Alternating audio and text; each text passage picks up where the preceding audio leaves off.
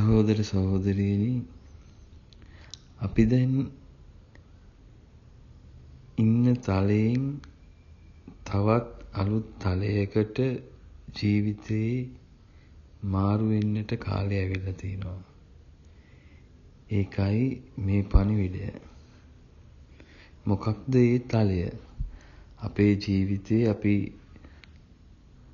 මෙච්චර කල් ඉපදුණු දා ඉඳලා සමහර විට අවුරුදු 30ක් ඊට වැඩිය වෙන්න පුළුවන්, ඊට අඩු වෙන්න පුළුවන්. ඒ කාලය පුරාවටම ඇවිත් අපි මාරු වෙන්නට ඕනේ. ඒ අලුත් තලය මොකක්ද? ජේසු අද අපිට කියා දෙන්න යන්නේ ඒ තලය ගැනයි. ඒ ගොඩක් වැදගත්. අපි මෙහෙම කතා කරමු. ඔයාලට මතකද අපි පොඩි කාලේ යාළුවොත් එක්ක ඉස්කෝලේ අහනවා එක පොඩි ප්‍රශ්නයක් කොළ දෙකක් අරගෙන, ඔයා කැමති පොල් කොළේටද දුම් කොළේටද කියලා. ඉතින් අපි ගොඩාක් දෙනෙක් මං හිතන්නේ ඔක්කොම වගේ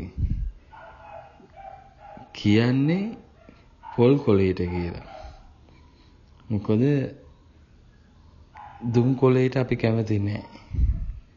ඉතින් ඒකෙන් අපි දන්නවා ඒ අදහස් උනේ පොල් කොළේ කියන්නේ පොහොසත් දෙයක්, දුම් කොළේ කියන්නේ දුක් විඳීමේ දෙයක් කියලා.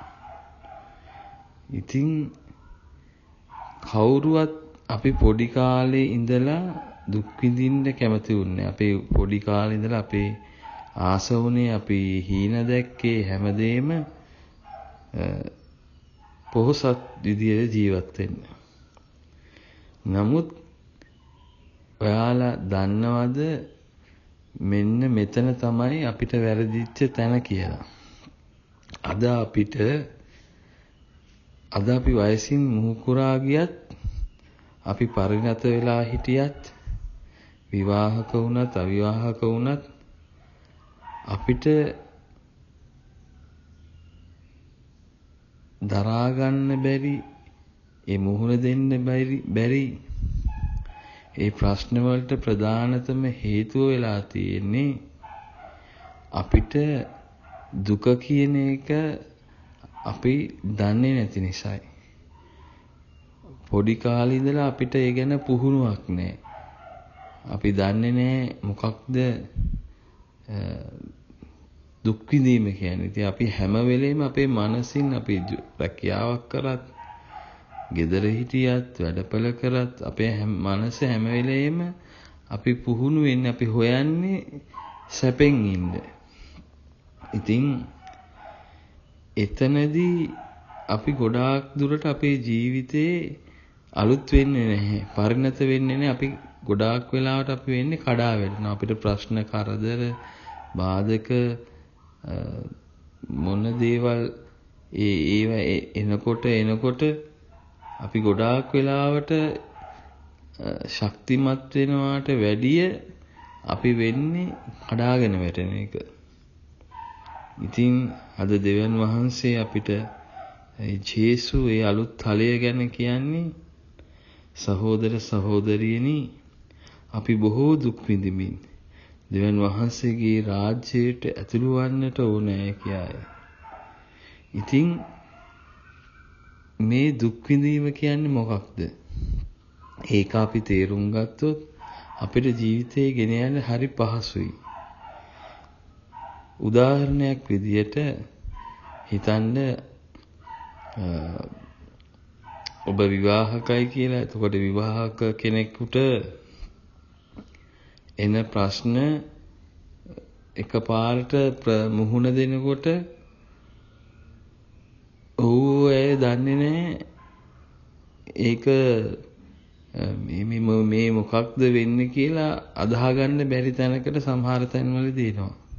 ඉතින් ඒව දරා ගන්න බැරුව ගොඩාක් අද ජීවිත කඩා වැටෙන්නේ කලකිරීමට. දරා ගන්නට බෑ. මුහුණ දෙන්නට බෑ. ඒ කාලේ අපේ අම්මලා තාත්තලා ආච්චිලා සීයලා අරන් බැලුවොත් බලන්න ඔවුන්ගේ විවාහ ජීවිත දිහා අවුරුදු සමහරක් අය 25ක් 30යි 40යි 50යි ආච්චිලා ගත්තොත් මේ 60යි. ඉතින් ඒ වගේ මැරෙනකන් ඒගොල්ලන්ගේ භාර්යාව ස්වාමි පුරුෂයත් එක්ක ඒ විවාහ ජීවිතය දුක් විඳින්මින් ගත කරා. එතකොට ඒ දුක ඒ ආච්චිලා අපේ අම්මලා තාත්තලා ඒ වින්දා. ඒ දෙදෙනාගේ අඩුපාඩුකම් තියෙද්දි ඒවා දරාගෙන ළමයි හදාගෙන ළමයිත් බොහෝ දෙනෙක් හදාගෙන දුක් විඳගෙන ජීවිතේ අතහරින්න නැතුව ඉස්සරහට ආවා. නමුත් අද අප බොහෝ දෙනෙක්ට වෙලා තියෙන්නේ ඒ දුක, ඒ දික්කසාද, එතකොට ඒ දේවල් ගොඩාක් ඇවිල්ලා තින්නේ දරා ගැනීම නැති නිසායි. ඒ දුක් විඳින්න අකමැති නිසායි. පොඩ්ඩක් අපි හිතලා බැලුවොත් අපේ අම්මලා තාත්තලා දිහා එක්කෝ අපේ දෙන්නගෙන් අම්මා වෙන්න පුළුවන් ගොඩක් දුක් විඳින්නේ, නැත්නම් තාත්තා වෙන්න පුළුවන් දුක් විඳින්නේ, නැත්නම් දෙන්නම වෙන්න පුළුවන්. නැත්නම් එක්කෙනෙක් දුර්වල නම් අනිත් එක්කෙනා දුක් විඳින්න ඇති. ඉතින් ඒ වගේ මේ විවාහ ජීවිතය තුළ කොච්චර බරපතල කුණාටු වෙන්න ඇති, ප්‍රශ්න එන්න ඇති උන්ට. ආර්ථික ප්‍රශ්න වෙන්න පුළුවන්, නැත්නම් වෙන බැහිකම් වල ප්‍රශ්න වෙන්න පුළුවන්, නැත්නම් විවිධ නරක සම්බන්ධතා තියෙනවා තිබ්බා කියලා වීම කතා කරන්න පුළුවන්. ඒ මොනවා තිබ්බත් ඒගොල්ලන් අද ඒවා කතා කරත් ඔවුන් කවදාවත් ඔවුන්ගේ පෞල් ජීවිතෙන් ඈත්ුනේ නැහැ. ඒ ගොඩාක් වැඩ කරන්න ඇති අම්මලා සමහරක් විට ගෙවල් වල පැය ගණන් රෙදි හොදන්න, බැනුම් අහන්න, ඒ ගොඩාක් දුක් විඳගෙන තමයි අද මේ තැනට ඇවිල්ලා තිනේ. උන් දැන් විවාහ වෙලා අවුරුදු 20යි 30යි 40යි විවාහ ජීවිතේට. ඉතින් ඒ විවාහ ජීවිතේ සාර්ථක වෙලා තියෙන්නේ ඒ දුක් විඳීම තුලින්. ඔවුනුත් අද කාලය අප බොහෝ දෙනා වගේ අතහැරියොත් අද අපිත් නෑ. අපේ ජීවිතත් වෙන වෙලා සීසීකඩ වෙලා තේරුමක් නැති වෙලා.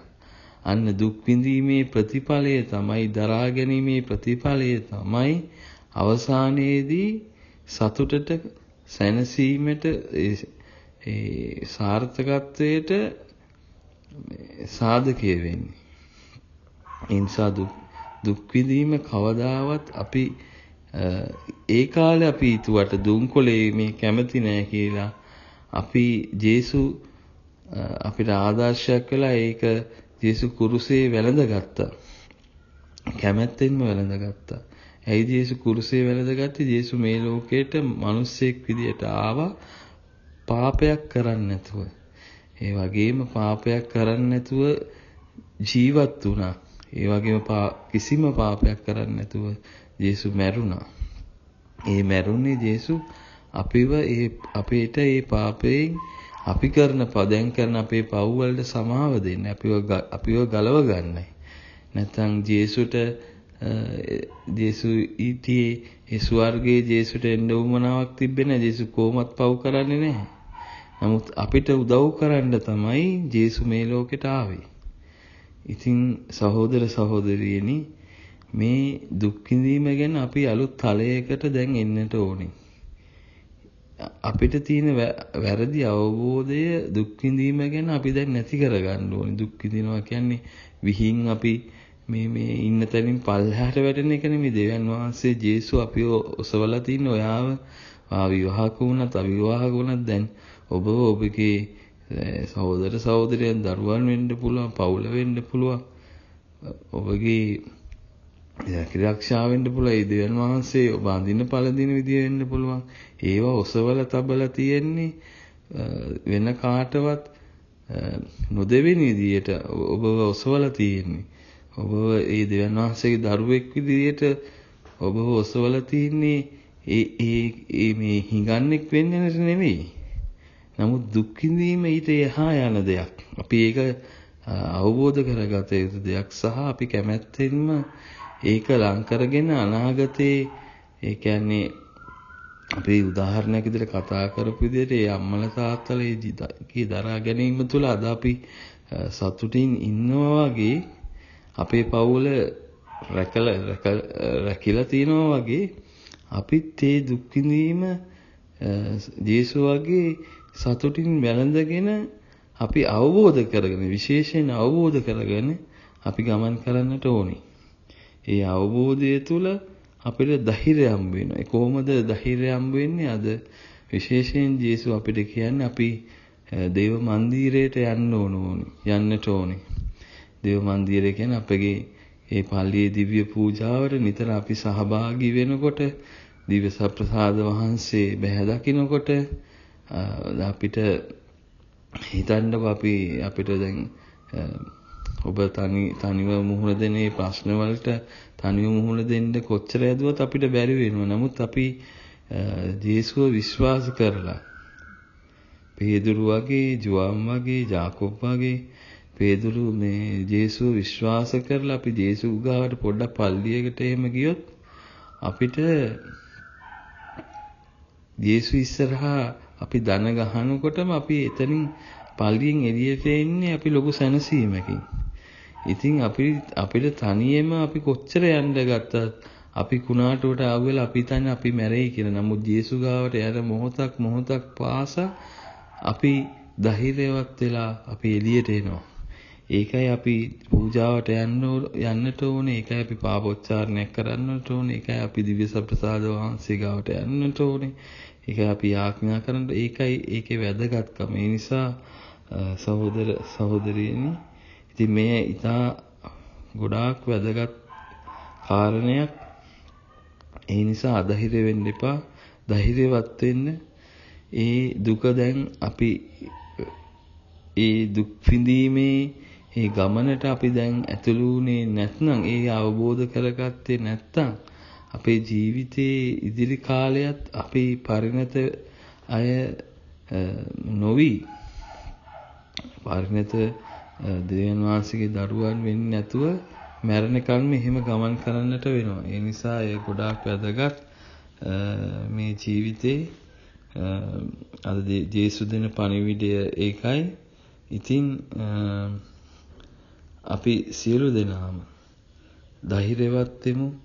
දෙවියන් වහන්සේ අපිට කියන වාගේ ඒ දුක් විඳීම අපි එකිනෙක අපේ ජීවිතය අතුලාන්තයේ තනිකම තුල වේදනාවන් තුල ඒ ඇතිවෙන දුක් විඳීම සතුටින් අපි ඒව විඳ දරාගෙන පාපයක් නොකර, ඒක තමයි දෙවියන් වහන්සේ අපෙන් බලාපොරොත්තු වෙන්නේ.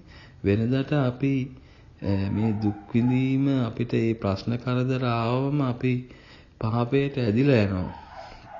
අපේ තියෙන අබ්බැහිකම් වලට මේක මට දරා ගන්න බෑ, ඒක සනස ගන්න අපි පාපයට අපි දුවනවා. දැන් අපි එහෙම කරන්නට ඕනේ නැහැ. අපි පාපේ නවත්තන්නට ඕනේ. ජේසු අපිට බලය දීලා ඉවරයි. ඔබට ජේසු ඔබ තුල බලය දීලා ඉවරයි. ජේසු ඔබ තුල ජීවමානයි. එතකොට අපි මේ දුක් විඳීම ගැන අවබෝධ කරගත්තම පස්සේ අපි පාපය අපි කරන්නට ඕනේ. අපි කරන්නට ඕනේ ජේසු පාප රහිතව මේ ලෝකේ ඉපදිලා පාපයක් නැතිව ජීවත් වුණා වගේ. අපෙන් බලාපොරොත්තු වෙන අපිට එන මේ කුණාටු ප්‍රශ්න කරදර මැද පව් කරන්නේ නැතුව දේව මන්දිරයට ඇතුළු වීමයි. ඒක තමයි අද දෙන පණිවිඩය. පව් කරන්නේ නැතුව පාප රහිතව සිටීමින් නිතර දේව මන්දිරයට, ඒ කියන්නේ ජේසු හමුවට ඇතුළු වීම. එතකොට අපි නිතර ජේසු හමුවට ගියාම ප්‍රශ්න කරදර බාධක හමුවේ. එතකොට අපිට ඒ ශක්තිය ලැබෙනවා. ජේසු අපගේ ඒ දුක අපෙන් ඉවත් කරනවා. අපිට සැනසීම දෙනවා. අපි ජේසු කියනවා මාර්ගයේද සත්‍යයේද ජීවනයේද මමයි කියලා. මාර්ගය මමයි. ඒතකොට ජේසු ගාවට අපි ගියාම මාර්ගයේ ජේසු අපිට පෙන්වනවා. අපිව බලා ගන්නවා. ඉතින් ජේසු අපිට කියන්නේ අලුත් අහසක්, අලුත් පොළොවක් අපිට දෙනවා කියලා. ඒ නිසා මේ දේව රාජ්‍යයේ දොරටුවට අපි ඇතුළු වෙන්න ඕනේ. ඒ නව දොරටුවෙන් මේ අලුත් අහස, අලුත් පොළොව දකින්නට ඒ පරණ අපේ දැකපු විදිහ අපි අයින් කරලා ඒව බිඳ දමලා අපේ පොඩි කාලේ ඉඳන් අපි දැකපු විදිහ අයින් කරලා ඒ දුක වේදනාව තුලින් තියෙන සතුට දකින්න ඒ අලුත් ඇස් විවර කරගන්නට ඕනේ අද ඉඳලා. ඉතින් ජේසු ඒ සඳහා ඔබට මට ආරාධනා කරනවා. ඒ නිසා ඒ පාප රහිතව සිටමින් දේව මන්දිරයට අපි ඇතුළු වෙමු. ඒ වගේම ජේසු කියනවා මම ඔබට ප්‍රේම කළා. මම කොහොමද ඔයාට ආදරය කරේ? ඔයත් ඒ වගේම ආදරය කරන්න. කොහොමද මම ඔයාට සමාව දුන්නේ? ඔයා මා ගාවට එන හැම මොහොතකම මම ඔයාගේ පව් ගණන් ගත්තේ නෑ. දැනුත් ගණන් ගන්නෑ. මම ඔයාට සමාව දීලා ඔයාව ඉදිරියට ගෙනියනවා. ඒ වගේම අපි ජේසු දෑත් විහිදලා හොන්දේසි රහිතව ආදරයක් තමයි අපි හැමෝටම කරන්නේ. එතකොට ඒ වගේම අපිත් අපේ දරදඬු නොකරගෙන හැමෝටම ආදරය කරන්න ඕනේ. ඒ ප්‍රේමයේ ජීවත් කරවන්න ඕනේ. එතකොට තමයි අපි තුල ජේසු ඉන්නවා කියලා අනිත් අය දකින්නේ. ඉතින් ජේසු අද අපිට කියන්නේ මා ඔබට ප්‍රේම කළාක් මෙන් ඔබත් එකිනෙකාට ප්‍රේම කරන්න. ඒ නිසා මතක තබා ගමු අපි ඒ දුක් විඳීම ඒ දුක් විඳීමේ භාග්‍ය අද හඳුනාගත්තා. ඒ නව තලය හඳුනාගත්තා. ඒ දුක් විඳීම කියන්නේ අපි වැටෙන තැනක් නෙමෙයි. අපි යක්ෂය හැම වෙලාවෙම සැකය අපි තුල ඇති කරනවා. නෑ ඔබ දුක් විඳින්නේ මේක ඔබ වැටෙනවා, ඔබගේ ජීවිතේ කඩාවැටෙනවා, ඌ බොරු ගොතනවා. සාතන් බොරු ගොතනවා. ඒ නිසා කවදාවත් ඒකට අහු වෙන්න එපා. ඒ බන්ධනය කරපු ඇස් ඒවා බිඳ දමලා ඒ කොරපොතු සුණු විසුණු කර අද ජේසු පෙනීම දෙනවා.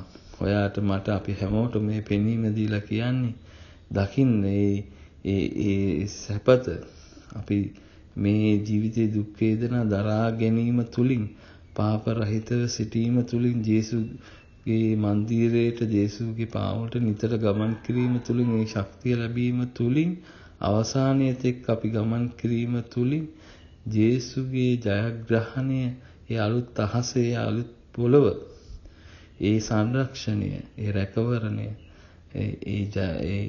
ඒ පොහොසත්කම අද අවසානයේදී අපිට తాවකාලිකව ලැබෙන ඒ යක්ෂයා අපිට පෙන්වන පොහොසත්කම නෙමේ සැබෑ පොහොසත්කම අපිට ලැබෙන බව දුක් විඳීම තුලින් ලැබෙන බව ප්‍රේම කිරීම තුලින් ලැබෙන බව පාප රහිතව සිටීමෙන් ලැබෙන බව දේව මන්දිරයට ගමන් කිරීම තුලින් ලැබෙන බව විශ්වාස කරලා අදහාගෙන අපි ජීවත් වෙමු. ඒ අලුත් තලයට අපි දැන් ඇතුළු වෙමු.